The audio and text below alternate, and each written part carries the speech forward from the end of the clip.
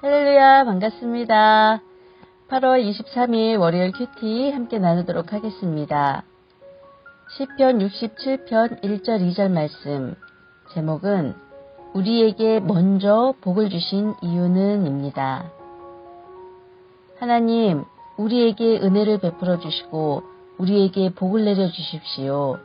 주님의 얼굴을 환하게 우리에게 비추어 주셔서 온 세상이 주의 뜻을 알고 모든 민족이 주의 구원을 알게 하여 주십시오. 아멘. 하나님은 빛이십니다.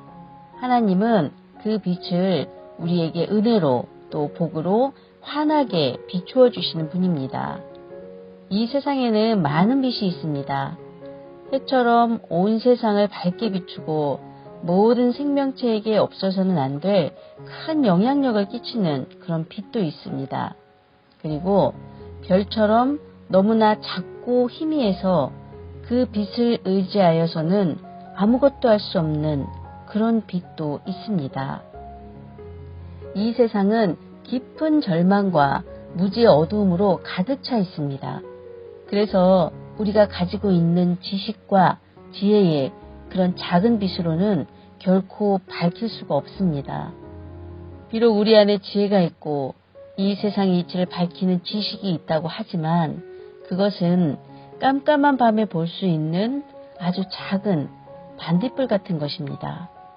그것으로는 우리의 인생의 한 치 앞도 내다볼 수가 없고 또 하나님께서 우리에게 주신 그 영생의 길을 찾는데 조금의 유익도 없습니다.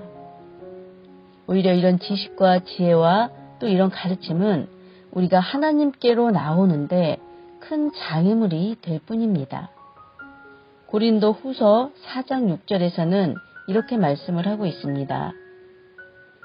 어둠 속에 빛이 비춰라 하고 말씀하신 하나님께서 우리의 마음속을 비추셔서 그리스도의 얼굴에 나타난 하나님의 영광을 아는 지식의 빛을 우리에게 주셨습니다.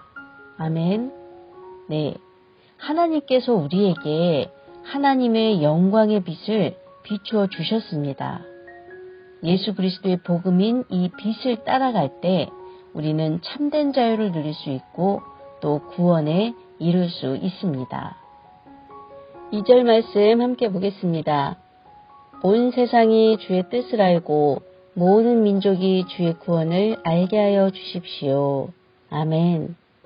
하나님은 예수 그리스도의 복음의 빛을 이스라엘 민족에게 먼저 주셨습니다.